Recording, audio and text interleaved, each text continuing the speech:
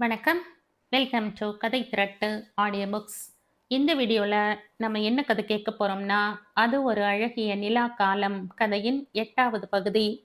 நம்ம சேனலை இது வரைக்கும் சப்ஸ்கிரைப் பண்ணாதவங்க சப்ஸ்கிரைப் பண்ணுங்க. பக்கத்தில் இருக்கிற பெல் ஐகானை கிளிக் பண்ணி ஆல்ங்கிற ஆப்ஷனை ப்ரெஸ் பண்ணுங்க. ஸோ தட் நான் போடுற கதைகளை உடனுக்குடனே நீங்கள் கேட்கலாம். வாங்க கதைக்குள்ளே போகலாம். மீனு திகைத்து போய் கிருஷ்ணனை பார்த்தாள். கிருஷ்ணனின் கண்களில் தெரிந்த தீவிரத்தையும் மேலும் கீழுமாக லேசாக மூச்சிறைக்கும் அந்த தோள்களையும் பார்க்கையில், ஏன் அப்படி செய்தாய் என்று கேட்பது முட்டாள்தனம் என்று தோன்றியது. அவள் சில வினாடிகள் எதுவும் பேசாமல் அவனை பார்த்து கொண்டு நின்றாள். அவன் தன் பார்வையை எங்கோ திருப்பிக் கொண்டான். ஏதாவது பேசினால் அவன் அழுது விடுவானோ என்று அவளுக்கு பயமாக இருந்தது. சட்டென்று அவன் தன் பார்வையை அவள் பக்கம் திருப்பாமலே உள்ளே சென்று கதவை சாத்திக் கொண்டான். அவளுக்கு தூக்கி வாரி போட்டது. அவள் எதிரில் அழுது விடுவோமோ என்று அவனுக்கே பயமாக இருக்க வேண்டும் என்று அவளுக்கு தோன்றியது. அவள் அந்த மூடிய கதவை சில வினாடிகள் வெறித்து பார்த்தாள். எத்தனை கோபம் இவனுக்கு ருக்மிணியின் மேல்! அவளுடைய செய்கை மிக பெரிய அதிர்ச்சியாக இருந்திருக்க வேண்டும். இவனது நம்பிக்கைகள் அந்த கணத்தில் வேரறுந்து போயிருக்க வேண்டும். எத்தனை வைராகியம் இருந்தால் இந்த குழந்தை அப்படி பக்கோடா பொட்டலத்தை தூக்கி எறிந்திருக்கும்? வகையான சாப்பாடு சாப்பிட்டு பல மாதங்கள் ஆகியிருக்கும் குழந்தை. ஓ, இவன் குழந்தை இல்லை. பெற்றவள் செய்த காரியத்தினால் பெய்தி போனவன். தன் வயசு குழந்தைகள் பேசும் வெகுளித்தனமான பேச்சை கண்டு ஞான புன்னகை பூப்பவன். இவனது இப்போதைய செய்கையும் குழந்தைத்தனமானதில்லை. என்னை பற்றிய நினைவே இல்லாமல் போனவளின் உறவு எனக்கு வேண்டாம் என்று தெளிவாக காட்டுகிற செய்கை. யார பார்க்கணும் உனக்கு? அவள் சட்டென்று திரும்பி பார்த்தாள். கணேசனின் மனைவி நீலு நின்றிருந்தாள். இவள் வாயில் விழுந்து விட்டால் மேலுவது கஷ்டம். ஒண்ணுமில்ல, சும்மா கிருஷ்ணனை பார்க்கலாம்னு வந்த. என்ன சமாச்சாரம்? சும்மாதான், தனியாகவே விளையாடின்னு இருக்கானே, ராஜுவோட விளையாட கூப்பிடலாம்னு வந்த. நீலு சிரித்தாள். அவன் வருவானா? அவன் அம்மா ஓடிப்போன மாதிரி வீடு எங்க போடுமோன்னில்ல அடகாக்குறான். மீனவுக்கு சங்கடமாக இருந்தது. வார்த்தைகளுக்கு இருக்கும் சக்தியை உணராமலே இவள் வார்த்தைகளை பிரயோகிப்பவள் என்று தோன்றியது. நீலுவின் இடுப்பில் ஒரு அம்மண குழந்தை. தெரு பொழுதியில் 2, திண்ணையில் 2, வீட்டுக்குள்ளும் திண்ணையிலுமாக வாழ்வை கழிக்கும் இவளுக்கு பேச்சு ஒன்றுதான் ஆதார சுருதி. ஆயுதம், பொழுதுபோக்கு எல்லாம். இத்தனை மலிவாக போய்விட்ட பேச்சின் சக்தியை பற்றி இவளுக்கு என்ன தெரியும்? மேனு ஏதும் பதில் சொல்லாமல் தெருவில் இறங்கி நடந்தாள். நீலு கூடவே வந்தாள். காலேஜ் எல்லாம் எப்படி இருக்கு? நன்னா இருக்கு. நீலுவின் 16 வயசு பெண் பத்மா கதவோரத்தில் நின்று தெருவை பார்த்து கொண்டிருந்தாள். அவள் தெருவில் இறங்கி மீனு பார்த்ததில்லை. உங்க பெண்ணு நீங்க ஸ்கூலுக்கு அனுப்புறதில்லையா? நீலு மெதப்பாக சிரித்தாள். சமைஞ்ச பொண்ண அனுப்புவமா? எங்க ஜனங்கள்ல ரொம்ப கட்டுப்பாடு. பத்மாவின் பார்வையில் நிறைய ஆர்வம் தெரிந்தது, சலனம் தெரிந்தது. பின்ன நாள் முழுக்க வீட்டுல உட்கார்ந்துட்டு என்ன செய்வா? என்னத்த செய்யறது? பத்திரிக்கை கொஞ்சம் படிப்பா, வீட்டு வேலை இருக்கு, தம்பி தங்கைகளை கவனிச்சுப்பா. வீடுன்னா வேலையா இல்ல? மீனு ஏதும் சொல்லாமல் லேசான புன்னகையுடன் மெதுவாக நடந்தாள். ஐயோ பாவம் என்று இருந்தது பத்மாவை நினைத்து. இன்னும் சில வருஷங்களில் அவளும் நீலுவை மாதிரி இதே மெதப்பான புன்னகையுடன் கையில், இடுப்பில், வயிற்றில், தெரு பொழுதியில் குழந்தைகளுடன் விளைய வருவாள். சமஞ்ச பொண்ணு தெருவை சஞ்சலத்துடன் பார்ப்பதை திருப்தியுடன் பார்த்து கொண்டு. இன்னும் எத்தனை வருஷங்கள் அந்த மாதிரி ஒரு பார்வை நிலப்படிக்கு அப்பால் இருந்து வெளியுலகத்தை பார்க்கும்? இவர்களது இப்போதைய வரலாற்றிலேயே ஒரு ருக்மிணி உதறிக்கொண்டு போயிருக்கும் போது, அந்த ஹரிஹரன் சார் உனக்கு டீச்சர் போல இருக்குது. இல்ல, அவர் சொல்லி கொடுக்குற பாடத்தை நான் எடுத்துக்கல. அப்படின்னா என்னோட கிளாஸுக்கு அவர் டீச்சர் இல்ல. ஓ. நீலு இன்னும் ஏதோ பேசுவாள் போல் இருந்தது. நீலுவின் நகரங்களில் ஒரு பரிகாச புன்னகை தோன்றியது. ஆளை பார்த்தா டீச்சர் மாதிரியே இல்ல, ஏதோ சினிமா ஸ்டார் மாதிரி இருக்காருன்னு பத்மா சொல்லும். நான் போயிட்டு வரேன். வீட்டுக்கு ஒரு நாளைக்கு வாய மீனும். எங்க வீட்டுக்கெல்லாம் வரக்கூடாதா? அதெல்லாம் ஒண்ணுமில்ல, எனக்கு நேரம் கிடைக்கிறது இல்ல. நீலுவின் முகத்தில் இன்னும் அந்த பரிகாசம் தெரிந்தது. தான் சொன்னதை அவள் நம்பவில்லை என்று தோன்றியது. வீட்டுக்கு வேகமாக நடக்கையில் அந்த புன்னகை முதுகை துளைக்கிற மாதிரி இருந்தது. இந்த நீலுவின் பேச்சை நினைத்து பார்க்கையில் சிரிப்பு வந்தது. ஆளை பார்த்தா டீச்சர் மாதிரி இல்ல. பாலு வாத்தியார் மாதிரிதான் எல்லா டீச்சர்களும் இருக்க வேண்டும் என்று இவர்கள் எதிர்பார்ப்பார்கள். ருக்மிணி ஏன் ஓடிப்போனாள் என்று இவர்களுக்கு புரியாது என்று அவளுக்கு திடீரென்று தோன்றியது. நாளைக்கு ருக்மிணி வந்து நம்மிடம் கிருஷ்ணனை பற்றி கேட்டால் என்ன செய்ய போகிறோம் என்று அவளுக்கு திகைப்பு ஏற்பட்டது. சுருக்கங்கள் எல்லாம் புன்னகையாக மலர, பக்கோடா சாப்பிட்டானா குழந்தை என்று கேட்டால் என்ன சொல்ல போகிறோம்? Oh god, it is too complicated. மன்னி திண்ணையில் உட்கார்ந்திருந்தாள். உடுத்தியா மீனு என்றாள். ஆ, என்ன சொன்னா? அவன் அம்மா கொடுத்து அனுப்பிச்சதுன்னு அதை பிரிச்சு கூட பார்க்காம ரோட்ல எரிஞ்சிட்டா மன்னி. என்னது? லலிதாவின் பார்வையில் திகைப்பும் வேதனையும் தெரிந்தது. சற்று நேரம் ஒன்றும் பேசாமல் இருந்தாள். பிறகு தனக்குள் பேசிக்கொள்கிற மாதிரி சொன்னாள். இப்பெல்லாம் குழந்தைகளுக்கு ரொம்ப ரோஷமும் கோபமும் இருக்குமேனோ? இருக்க வேண்டாமா மன்னி? எனக்கு பயமா இருக்கு, கவலையா இருக்கு. அவன் தன்னால சரியா போயிடுவான் மன்னி. கோபப்பட்டான்னா அவனுக்கு யோசிக்க தெரியறதுன்னு அர்த்தம். லலிதா மெல்ல சிரித்தாள். கோபப்படுறவாள்லாம் யோசிக்க தெரிஞ்சவாளா மீனு? மீனு ஒன்றும் பேசாமல் திண்ணையில் அமர்ந்து கொண்டாள்.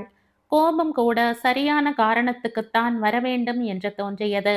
இல்லாவிட்டால் இந்த மாமா மாதிரி மஞ்சு மாதிரி புத்தி திசை தப்பி போகும். அவன் என்று அந்த புத்தகத்தை மஞ்சுவிடம் கொடுத்திருப்பானோ? மீனவை கண்டதும் எங்கேயோ விளையாடி கொண்டிருந்த ராஜு ஓடி வந்தான். மீனக்கா, மீனக்கா, கோயிலுக்கு போலாம் வாயேன். வேண்டாம்டா இன்னைக்கு. வாக்கா ப்ளீஸ், இன்னைக்கு என்னவோ ஸ்பெஷல் பூஜையாம். என்ன மன்னி? எனக்கு தெரியாது, போயிட்டு வாயேன். ஆனா சீக்கிரம் வந்துடுங்கோ, மாமா வரதுக்குள்ள. சரி. லக்ஷ்மியை எங்கேயோ காணோம். மீனவும் ராஜுவும் கிளம்பினார்கள். வழி நெடுக ராஜு ஏதேதோ பேசிக்கொண்டு வந்தான். பட்டாம்பூச்சிகளை கண்டு ஓடினான். நாரைகளை கண்டு சிரித்தான். மீனவுக்கு இன்றைக்கு எதுவுமே ரசிக்கவில்லை.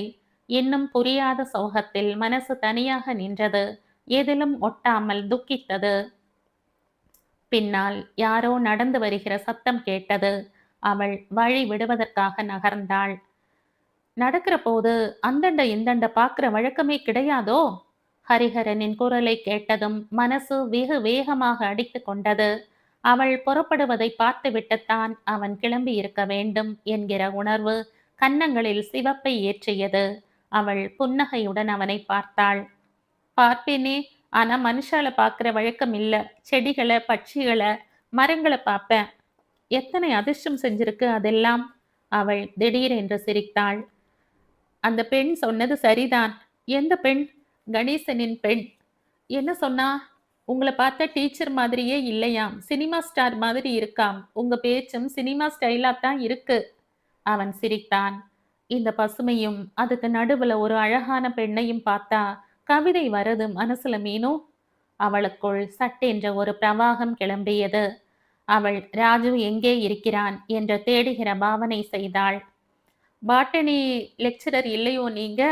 இங்கிலீஷ் லெக்சரரா இருந்திருக்க கூடாது ஒன்று இப்ப இருக்கு. ஏன், அப்போ உனக்கு பாடம் சொல்ல வந்திருப்ப. அவள் திடுக்கிட்ட பார்வையை திருப்பிக் கொண்டாள். இவன் எல்லை மீறுகிறான் என்ற மனசு எச்சரித்தது. அவள் தன்னை சமாளித்து கொண்டாள். வேடிக்கைதான். நல்ல வேளை நான் பாட்னி எடுத்துக்கலேன்னு சந்தோஷப்படுறேன். எடுத்துட்டு இருந்தேன்னா நான் எத்தனை மண்டுன்னு உங்களுக்கு தெரிஞ்சிருக்கும். மீனு அக்கா, நான் ஆரிகள் பாரு. தோ வர. கிடைத்தது சாக்கு என்று மீனு ஓடினாள். அவளையும் ராஜுவையும் கண்டதும் நாரைகள் கூட்டமாக உயர பறந்து போயின. ராஜு ஒரு பரவசத்துடன் அதை பார்த்து கொண்டு நின்றான். வா ராஜு, சீக்கிரமா கோயிலுக்கு போகலாம், அங்க கிளி இருக்கும்.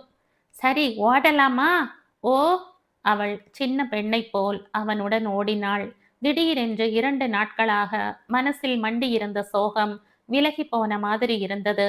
ஹரிஹரனின் பேச்சில் தெரிந்த ஆர்வம்தான் இதற்கு காரணம் என்கிற உணர்வு வெட்கத்தை ஏற்படுத்திற்று. திரும்ப திரும்ப அவனது பார்வையையும் பேச்சையும் வெட்கமில்லாமல் மனசு நினைவு கூர்ந்தது. இன்றோ ராஜு நினைத்த மாதிரி கோவிலில் எந்த விசேஷ பூஜையும் இல்லை. குருக்களை கூட காணோம். பனையாத்தா அம்போ என்று தனியாக நின்றிருந்தாள். மனதில் ஏற்பட்ட உல்லாசத்தில் மீனு ராஜுவை துரத்தி கொண்டு பிரகாரத்தை சுற்றி ஓடினாள். ஓடி முனையை திரும்புகையில் எதிரில் வந்த ஹரிஹரன் மீது முட்டி கொண்டாள் பழையபடி. ஓ, வேணும்னே எதிர்த்தா போல வரேளா? வேணும்னே நீ எங்கிட்ட இருந்து விலக பாக்குறியா? அவன் கண்களிலும் அதரங்களிலும் இருந்த குறும்பு வெகு அருகில் தெரிந்தது. அவனுடைய கைகள் அவளுடைய இடுப்பில் அழுத்தமாக உட்கார்ந்திருந்தன. அந்த ஸ்பரிசத்தின் பிரக்ஞை உள்ளே குபீரென்று ஒரு ஜுவாலையை எழுப்பிற்று. அவன் பிடியில் இருந்து தன்னை விடுவித்துக் கொள்ள வேண்டும் என்ற அறிவு எச்சரித்ததை லட்சியம் செய்யாமல் மனசும் உடலும் செயல் இழந்து நின்றன. ஏன் மீனு, எதை கண்டு பயம்? குரல் மிக மென்மையாக மிருதுவாக போதையை ஏற்படுத்தியது. அவனுடைய உஷ்ணம் அவளுள் பரவுகிற மாதிரி பிரம்மை ஏற்பட்டது. அவள் சட்டென்று சுய நினைவுக்கு வந்தாள். அவன் கைகளை பிரயத்தனத்துடன் விடுவித்தாள். என்ன கண்டுதான் எனக்கு பயம் என்று தனக்குள் சொல்லிக் கொண்டபடி அவனை பார்த்து லேசாக புன்னகைத்தாள். பாட்டினியையும் பயாலஜியையும் கண்டு பயம். அவன் சிரித்தான். அதுக்கு தானே ஹிஸ்டரி ஸ்டூடெண்டா இருக்க, உனக்கு எதுக்கு பயாலஜியை பத்தின ஞாபகம்? பயாலஜியை மறந்தேன்னா இந்த ஊர்ல ஒரு சரித்திரம் ஏற்பட்டு போகும். ஊர் ஜனங்கள் பேச. மை காட் என்றான் அவன் வியப்புடன். இத்தனை கெட்டிக்காரத்தனமா உனக்கு பேச வருமா மீனு? உனக்கு என்ன வயசு? 38 இருக்குமா? ஓ, அதுல 21 கழிச்சுட்டா இருக்கும். அவன் சிரித்து கொண்டே அவளை நெருங்கினான். அவள் லேசாக திடுக்கிட்டாள். அவனுக்கு சுற்றுப்புற நினைவே இல்லை என்று தோன்றியது. தன் வசம் இழந்திருக்கிறான் என்று தோன்றியது. ஒரு வினாடி அவள் திக்க முக்காடி போனாள். கெட்டிக்காரெல்லாம் வம்பு பேச்சுக்கு பயப்படக்கூடாது மீனு. நான் பயப்படலைன்னா நாளைக்கே எங்க மாமா என்னை ரயில் ஏற்றி மெட்ராஸுக்கு அனுப்பிச்சுடுவா. ஐயையோ, அப்படின்னா பயப்படுறது தான் நல்லது. ஒன்று பண்ண, ஹிஸ்டரி பாடமா எடுத்துண்டு என்ன லாபம்னு கேட்குறேன். பாட்டனிக்கு மாத்தின்னுட. அவள் தன்னை அறியாமல் பெரிதாக சிரித்தாள். சாரி, எனக்கு இன்ட்ரெஸ்ட் இல்லை. வாட் அ பிட்டி என்றான் அவன் சோகமாக. போயிட்டு போறது, லைப்ரரிக்காவது தினம் வந்து நிறைய புத்தகங்கள் எடுத்து படி. அவள் மறுபடி சிரித்தாள். ஆகட்டும். இத்தனை வெளிப்படையாக இவன் பேசுவதற்கு நாம் ஏன் இடம் கொடுக்கிறோம் என்று அவளுக்கு திகைப்பு ஏற்பட்டது. ராஜு எங்கே காணும்? நான் பார்த்துட்டு வர என்று சட்டென்று வெளியில் வந்தாள். கோயிலுக்கு வெட்ட வெளியில் ராஜு வாயில் கையை குவித்து சத்தம் எழுப்பிக் கொண்டிருந்தான். கூ கூ. அவளை கண்டதும் புன்னகைத்தான். அவன் முகத்தில் இருந்த பிரசன்னமும் கண்களில் தெரிந்த பிரகாசமும் அவளுக்குள் மறுபடி திகைப்பை ஏற்படுத்தியது. வீட்டை விட்டு வெட்ட வெளிக்கு வந்ததுமே இவன் வதனம் எப்படி இப்படி மாறி போகிறது? எது நிஜம்? இந்த ராஜுவா? வீட்டில் மாமாவை கண்டதும் பேந்த பேந்த விழிக்கும் அந்த ராஜுவா? மீனக்கா, நான் கூப்பிட்டா அது பதில் சொல்றது பாரு. கூ கூ. பக்கத்தில் இருந்த சோலையில் இருந்து பதில் வந்தது. கூ கூ. பாத்தியா அக்கா? ஆமா, ஆனா இதோட பேசிட்டு இருந்தியானா நாழி ஆயிடும், அப்புறம் மாமா கோச்சுப்பா. சட்டென்று அவன் பார்வை மாறிற்று. ஒரு திரை விழுந்தாற்போல். ஓ, நாம் ஏன் இவனுக்கு வீட்டை பற்றி ஞாபகப்படுத்தினோம் என்று அவள் நினைத்து கொண்டாள். சரி, போகலாம் என்றான் அவன் சுரத்தில்லாமல். கோயிலுக்குள்ள போகவே இல்லையா? நீ போயிட்டு சீக்கிரம் வந்துடு. இன்னைக்கு ஒன்றும் விசேஷ பூஜை இல்லை. குருக்கள் மாமா கூட காணும். சீக்கிரம் வா. அவன் வேகமாக உள்ளே ஓடினான். ஹரிஹரன் புன்னகைத்து கொண்டே வெளியில் வந்தான். எங்கேயோ பார்த்தபடி சொன்னான். நான் உன்னோட இப்ப பேசிண்டு நிக்க மாட்டேன். பயப்படாத. லைப்ரரியை ஞாபகம் வச்சுக்கோ. திரும்பி பார்க்காமல் அவன் விறுவிறுவென்று போவதை பார்த்து அவளுக்குள் சிரிப்பு வந்தது. என்ன தைரியம் இவனுக்கு? இது நம்மை எங்கே கொண்டு விடப் போகிறதோ? மார்பு காரணம் புரியாமல் வேகமாக அடித்து கொண்டது. போகலாம்கா. நெற்றி முழுவதும் விபூதியும் குங்குமமுமாக ராஜு நின்றான். ஓடலாமா? ஓ. வேகமாக அவனுடன் ஓடுகையில் முன்னை மாதிரி குழந்தைத்தனமாக சிரிக்க முடியவில்லை.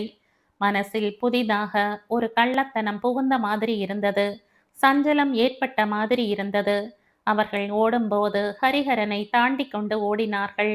ஊரின் எல்லை தெரிந்ததும் சற்று நின்று ஆசுவாசப்படுத்திக் கொண்டார்கள். சங்கரலிங்க ஐயரின் வீட்டு திண்ணையில் சீட்டு கச்சேரி நடந்து கொண்டிருந்தது. அங்கே பாலு வாத்தியாரும் உட்கார்ந்திருந்ததை மீனு கவனித்தாள். ராஜுவின் கையை பிடித்து கொண்டு அவள் வேகமாக நடந்தாள். போறாரே சின்ன மிராசு, நல்ல வேளை அப்பனை கொள்ளல. 10 வருஷம் கழிச்சு பாரு, அப்பனை தோற்கடிச்சுடுவான். ஆஹா, அதெல்லாம் மாட்டான். அதுக்கு தனி சாமர்த்தியம் வேணும். மீனு மெல்ல ராஜுவை பார்த்தாள். அவன் எந்தவித சுரணையும் இல்லாமல் ஆகாசத்தை பார்த்தபடி நடந்து கொண்டிருந்தான். உண்மையிலேயே இவன் வயது வந்த பிறகு எப்படி இருக்கப் போகிறான்? மாமா சேர்த்து சேர்த்து ஜோடிக்கும் ஆஸ்தியை இவன் பார்த்து கொள்வானா? குயிலோடு சல்லாபித்து கொண்டு நாரைக்கும் அண்ணாத்தி பூச்சிக்கும் பின்னால் ஓடிக்கொண்டு ஆகாச வீடுகளை பற்றி கனவு காணும் இவன் என்ன செய்ய போகிறான்? அப்பாவுக்கு தெரியாம கொல்ல பக்கமா போய் கிருஷ்ணனுக்கு சேப்பங்கிழங்கு கறி கொண்டு போய் கொடுத்துடுறேன், சரியாம்மா? இவன் அப்படித்தான் செய்ய போகிறான். பட்சிகளுக்கு தானியங்களை சிதறி போடுகிற மாதிரி எல்லோருக்கும் ஆஸ்தியை விநியோகித்து விட போகிறான். நல்ல வேலை மீனுக்கா, அப்பா இன்னும் ஆத்துக்கு வரல. உனக்கு எப்படி தெரியும்? அம்மா திண்ணையில உட்கார்ந்திருக்கா. இவன் சாமர்த்தியம் இல்லாத பிள்ளை என்பதை தவிர மாமாவுக்கு இவனை பற்றி ஏதேனும் தெரியுமா என்று அவள் யோசிக்கையில் மனசில் ஒரு சோகம் அழுத்தியது.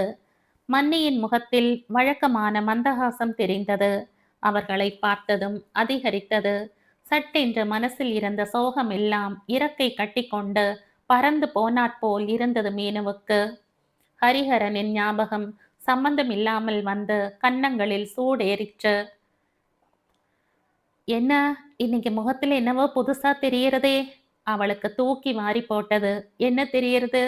என்னவோ சொல்ல தெரியல நேக்கு. புதுசா ஒரு சந்தோஷம். மீனவுக்கு ஆச்சரியமாக இருந்தது. அத்தனை துல்லியமாக இருக்கிறதா நம் முகம்? அவள் தன்னை சமாளித்து கொண்டு சிரித்தாள். நானும் ராஜுவும் வயல்ல ஓடி வந்தோம். சின்ன குழந்தையாகவே ஆயிட்ட மாதிரி சந்தோஷம் ஏற்பட்டது. அவளை நம்பாதவள் மாதிரி லலிதா சில வினாடிகள் அவளை பார்த்து கொண்டு பேசாமல் இருந்தாள். வா மீனு, உள்ள போகலாம். ராஜு கை கால் அலம்பிக் கொண்டு சுவாமிக்கு நமஸ்காரம் பண்ணி படிக்க உட்காரு. மீனு எழுந்தாள். அவளுக்கு முன் ராஜு விரைந்து கொல்லை கிணற்றடியில் கால் கழுவி பூஜை அறைக்கு சென்று நிற்பது தெரிந்தது. அவனை அந்த கண் மூடிய நிலையில் பார்க்கையில் மறுபடி ஒரு பச்சாதாபம் ஏற்பட்டது.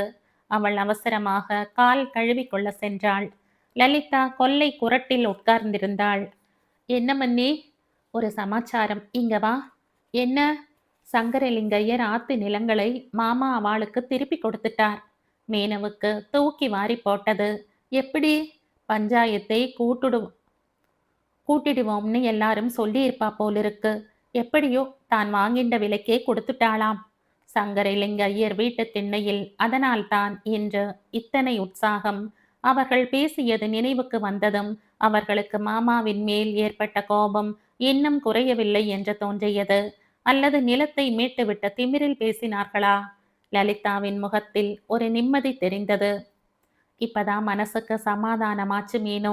நீ சொன்ன செய்தி கேட்டதிலிருந்து ரொம்ப தவிச்சுக்கிட்டு இருந்த. மீனவுக்கு இன்னும் வியப்பு தீரவில்லை. நீ போயிடு, ஒரே அடியா போயிடு. அந்த நாணா ஆம்படையா செஞ்ச மாதிரி உருவி சேர்க்கிற மாதிரி சேர்த்துண்டு வர.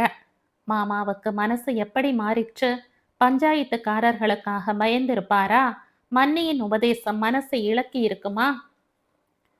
ஆச்சரியமா இருக்கு மன்னி என்றாள் மெல்ல. இந்த ஊர் பஞ்சாயத்துக்காரர்களை கண்டு மாமா பயப்படுவார்னு தோணல. நீங்க தான் அவர் மனசை மாத்தி இருக்கணும். லலிதா சட்டென்று அவளை நிமிர்ந்து பார்த்தாள். இவளுக்கு எவ்வளவு தூரம் தெரியும் என்று ஆராய்கிற மாதிரி. பிறகு மெல்ல சிரித்தாள். அவர் மனசை நான் மாத்துறதுங்கிறது இந்த ஜென்மத்தில் ஆற காரியம் இல்ல மீனோ. பகவானாத்தான் மாத்தி இருக்கணும். பிரார்த்தனை செய்யறதுக்குத்தான் என்னால முடியும். வேற எதுவும் செய்ய எனக்கு உரிமை இல்லை. மறுபடியும் மீனவுக்கு உடல் சிலிர்த்தது. மாமாவின் வார்த்தைகளை கேட்ட போதும் இந்த மன்னிக்கு கோபம் வந்திருக்காதா?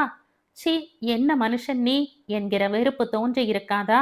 மாமாவை கண்டு மன்னியும் பயப்படுகிறாளோ ராஜ மாதிரி? ஆனால் இந்த மன்னியின் முகத்தில் பயம் தெரியவில்லை. ஒரு கையால் ஆகாத்தனத்தின் பிரதிபலிப்பில்லையா? ஓ, இந்த மன்னியை நம்மால் ஏன் புரிந்து கொள்ள முடியவில்லை? மாமா அந்த நிலங்கள திரும்ப கொடுத்தது ரொம்ப நல்லதுதான். ஆனா அந்த நானா மறுபடியும் எல்லாத்தையும் சரியா கவனிச்சுக்கணுமே! இன்னைக்கு வாத்து திண்ணையில ஒரு பெரிய சீட்டாட்ட கச்சேரி. லலிதாவின் பார்வையில் மறுபடியும் ஒரு விசனம் தெரிந்தது. அவளுக்கெல்லாம் ஆண்டவன்தான் புத்தியை கொடுக்கணும் மீனு. நீயும் நானும் வருத்தப்பட்டு ஒண்ணும் பிரயோஜனம் இல்ல. நம்ம வீட்டுக்கு பழி ஏற்படுமோன்னு பயந்த. நல்ல வேளை தப்பிச்சோம். மீனு தன் படிப்பை கவனிக்க சென்றாள். மன்னியின் ஆண்டவனும் பரம சாத்வீகமாக கோபமே வராத ஆண்டவனாக இருக்க வேண்டும் என்று தோன்றியது. இந்த ஊர் ஆண் பிள்ளைகளுக்கு சாத்வீகம் பிரயோஜனமில்லை. சரியான கசையடி தேவை. இல்லாவிட்டால் ஒரு மாற்றமும் ஏற்படாது இந்த ஊரில். சரியான கசையடி. Nothing less than that. மறுநாளைக்கு காலேஜுக்குள் நுழைந்ததும் குபீர் என்று ஹரிஹரனின் நினைவு ஏற்பட்டது. அடி வயிற்றில் இருந்து ஒரு பிரவாகம் கிளம்பி திக்கு முக்காட வைத்தது. இப்பவும் அதனுடைய கதகதப்பான ஸ்பரிசம் இடுப்பின் மேல் அமர்ந்த மாதிரி பிரம்மை ஏற்பட்டது.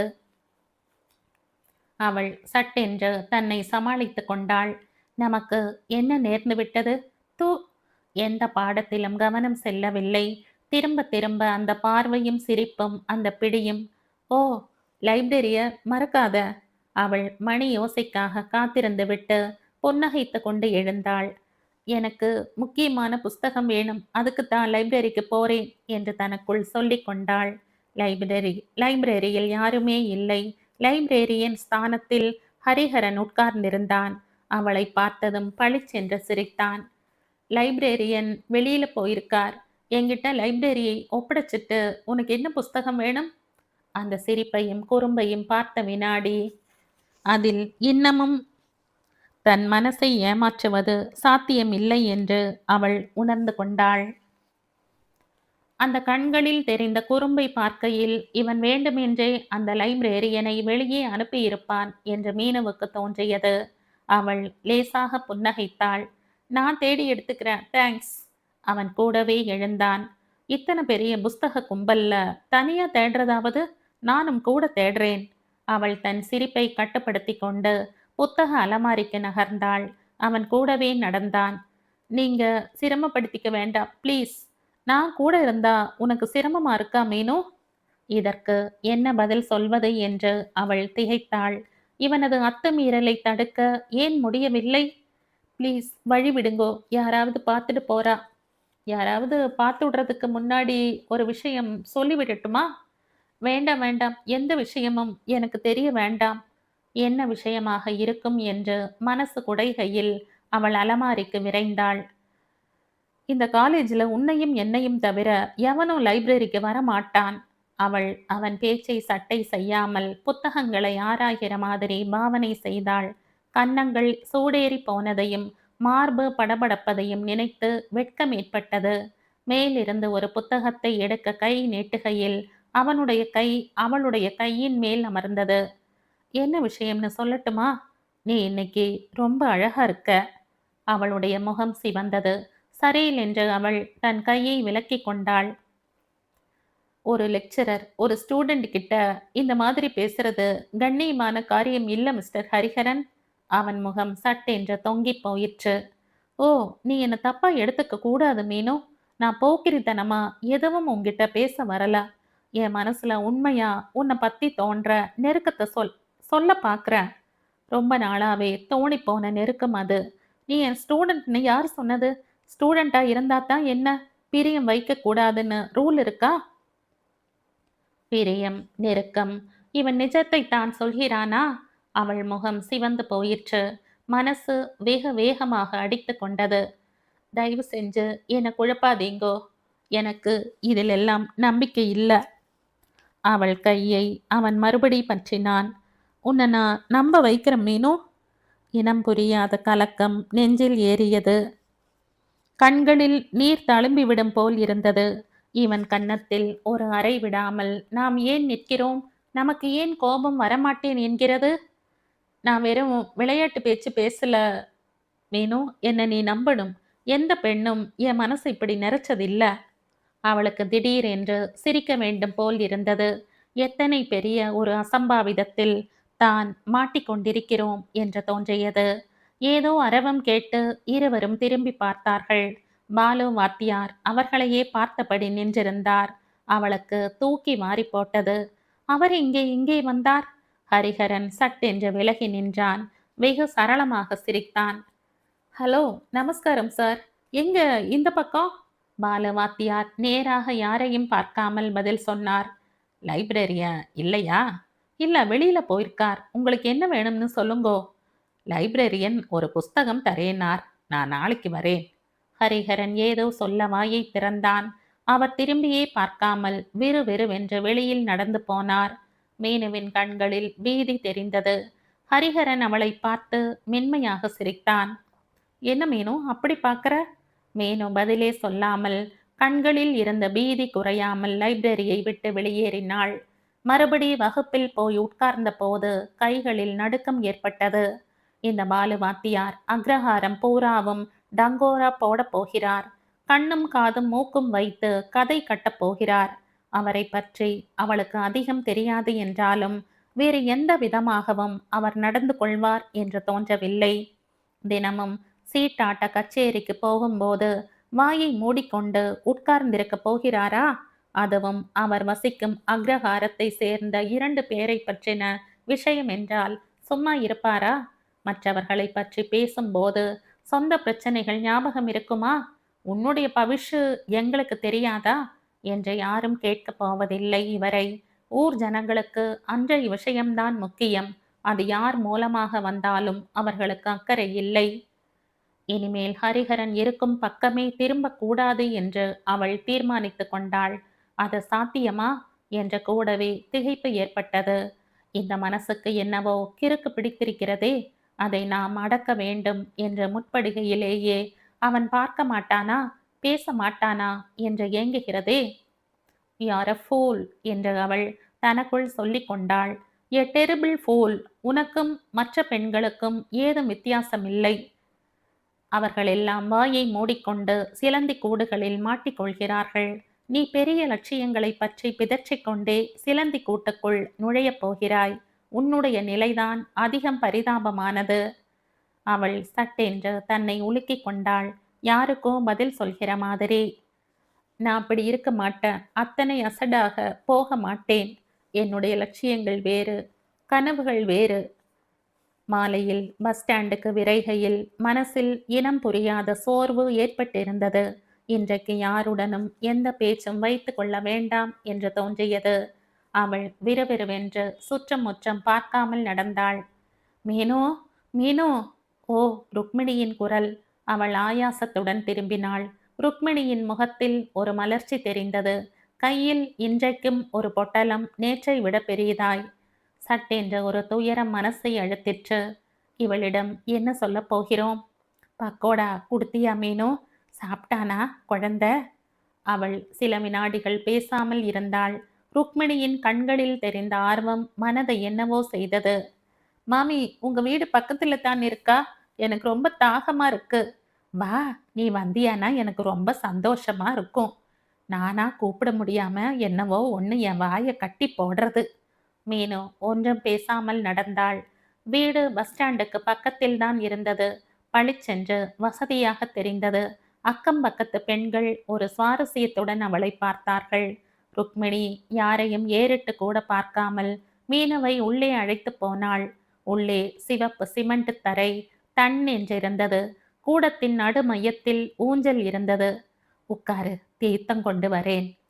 மீனவுக்கு கூச்சமாக இருந்தது. இந்த மாதிரி ஒரு வீட்டுக்கு ருக்மிணி எப்படி வந்து சேர்ந்தாள் என்று திகைப்பு ஏற்பட்டது. வீட்டை பார்த்தால் வசதியாகத்தான் இருப்பாள் என்று தோன்றியது. பின் ஏன் அந்த உடலும் முகமும் வாடி இருக்கிறது? வார்த்தைக்கு வார்த்தை கண்களில் நீர் தழும்புகிறது. அன்றைக்கு லலிதா மன்னியிடம் இந்த ருக்மிணி சொன்னது ஞாபகத்திற்கு வந்தது. ஒரு வேடிக்கை தெரியுமா லலிதா? இந்த வயிற்றுக்கு ஆகாரம் கிடைக்கிற வரைக்கும் வயிறு ஒண்ணுதான் பிரதானமா தோன்றது. அது கிடைச்சப்பறம் இந்த உடம்பு எத்தனை அல்பம்னு வெறுத்து போறது. உனக்கு புரியுமோ என்னவோ? மீனவுக்கு புரிகிற மாதிரி இருந்தது. இந்தா தண்ணி, கொஞ்சம் காப்பி குடிக்கிறையா? வேண்டாம் மாமி, எனக்கு அப்புறம் நாழி ஆயிடும். அவள் நீர் குடிக்கிற வரை காத்திருந்து விட்டு ருக்மிணி கேட்டாள். என்ன ஆச்சு நேத்து? மேனு பார்வையை தாழ்த்தி கொண்டாள். கிருஷ்ண ரொம்ப ரோசக்கார மாமி. ருக்மிணியின் முகம் வெளுத்து போயிற்று. என்ன சொன்னா? ஒன்னும் சொல்லல. நீங்க கொடுத்து அனுப்பிச்சத சாப்பிடல. சட்டென்று ருக்மிணியின் கண்களில் நீர் நிறைந்தது. கடகடவென்று கன்னங்களில் வழிந்தது. ஓ, எங்கே இருந்து வருகிறது இத்தனை நீர்? ஒன்னு சொல்லலையா? ஆஹா, நான் அசட்டுத்தனம் பண்ணினேன். நீங்க அனுப்பிச்சதுன்னு சொல்லி இருக்க கூடாது. அவன் அதை வீசி தெருவில் எறிந்தான் என்றால் இவள் நிச்சயம் உடைந்து போவாள் என்று தோன்றியது. அது அப்படியே திண்ணையில வச்சுட்டு உள்ள போய் கதவை சாத்திண்டுட்டா. ருக்மிணி ஒன்றுமே சொல்லாமல் வெறித்த பார்வையோடு நின்றாள். எதையோ மிக பிரயத்தனப்பட்டு தாங்கிக் கொள்கிறவள் மாதிரி. மீனு சங்கடத்துடன் எழுந்தாள். சாரி மாமி, நான் அவங்கிட்ட சொல்லாம கொடுத்திருக்கணும். ருக்மிணி கண்களை துடைத்து கொண்டு அவளை பார்த்து புன்னகைத்தாள். நீ சொன்னதுல தப்பொன்னும் இல்லை. நாம எத்தனை நாளைக்கு ஒருத்தருக்கு ஒருத்தர் ஏமாத்திக்க முடியும்? நான் போயிட்டு வரேன் மாமி. அவள் தயங்கிக் கொண்டு மேலே தொடர்ந்தாள். மாமி, நான் சொன்னா தப்பா நினைச்சுக்க மாட்டேளே. எப்ப அந்த வீட்டுல இருக்க முடியாதுன்னு கிளம்பி வந்தேளோ அதுக்கப்புறம் அதை பத்தி மறந்துட வேண்டியது தானே. எதுக்கு உங்களையே நீங்க கஷ்டப்படுத்திக்கிறேள்? ருக்மிணி அவளை வியப்புடன் பார்த்து சோகமாக புன்னகைத்தாள். நீ சொல்றது வாஸ்தவந்தான். ஆத்துல ஒரு கால் சேத்துல ஒரு கால்னு இருக்கிறது அசட்டுத்தனம்தான். ஆனா ஒரேடியா முறிச்சுக்கிறது கஷ்டமா இருக்கு மீனு. வாயை மூடிண்டு இருக்கிறவாளுக்கு ஜாஸ்தி கஷ்டம் இல்லை. எதிர்த்து நிற்கிறவாளுக்குத்தான் எப்பவும் கஷ்டம். அக்ரஹாரத்தில் இருக்கிற வரைக்கும் வயிற்றுக்கு தான் உசுறு இருந்தது. இப்போ வயத்தோட ஓலம் அடங்குனதும் மனசுக்கு மட்டும்தான் உசுறு இருக்கு. நான் போயிட்டு வரேன் மாமி. ரொம்ப நாழி ஆயிடுத்து. சரி, போயிட்டு வா. இனிமே என் அஞ்ஞானத்தை எல்லாம் ஒடுக்க பார்க்குறேன். மீனும், எனக்கு நீ ஒரு உபகாரம் பண்ணணும். எப்பவாவது கிருஷ்ணனுக்கு மெல்ல புரிய வைக்கணும். உங்க அம்மா நீ நினைக்கிற மாதிரி மோசமானவள் இல்லைன்னு தெரிய வைக்கணும். மீனு படி இறங்கி வெளியில் வருகையில் ருக்மிணி உள்ளே விசித்து விசித்து அழுவது கேட்டது. மீனுவுக்கே கண்களில் நீர் நிறையும் போல் இருந்தது. வீட்டை விட்டு கிளம்பி போன எந்த ஆண் இந்த மாதிரி தன் குழந்தைகளை நினைத்து கண்ணீர் விடுகிறான், பச்சாதாபப்படுகிறான்? வழி நடுக ருக்மிணியின் சோகமும் கண்ணீரும் மனதை அலைக்கழித்தது. எதிர்த்து நிற்கிறவாளுக்குத்தான் கஷ்டம். எத்தனை சத்தியமான வார்த்தை! நியாயமான காரணத்துக்கு எதிர்த்தாலும் எதிர்த்து நிற்பதே குற்றம் என்றல்லவா எல்லோருக்கும் படுகிறது. திடீரென்று பாலு வாத்தியாரின் நினைவு வந்தது. இவள் கிளம்பி வந்தது அவரை எந்த வகையில் பாதித்திருக்கும்? கோபம் ஏற்படுத்தி இருக்கும்? அவருடைய ஈகோவுக்கு ஏற்பட்ட அடியின் விளைவு எல்லோருடைய அனுதாபமும் பாலு வாத்தியாருக்குத்தான் என்ற உணர்கையில் இந்த ஆண்கள் எத்தனை பாதுகாப்பான நிலையில் இருக்கிறார்கள் என்ற மீனவுக்கு ஆத்திரம் வந்தது. வீடு வந்துவிட்டது. வழக்கத்தை விட இன்றைக்கு சோர்வு அதிகமாக இருந்தது. அவள் திண்ணையை தாண்டி உள்ளே போகையில் மாமா பெருத்த குரலில் உள்ளே கத்துவது கேட்டது. அவளை வச்சுண்டு சீராட்டினது போதும். இன்னைக்கே மூட்டையை கட்டிண்டு கிளம்ப சொல்லு. காலேஜுக்கு படிக்க போறாளா, காதல் பண்ண போறாளா?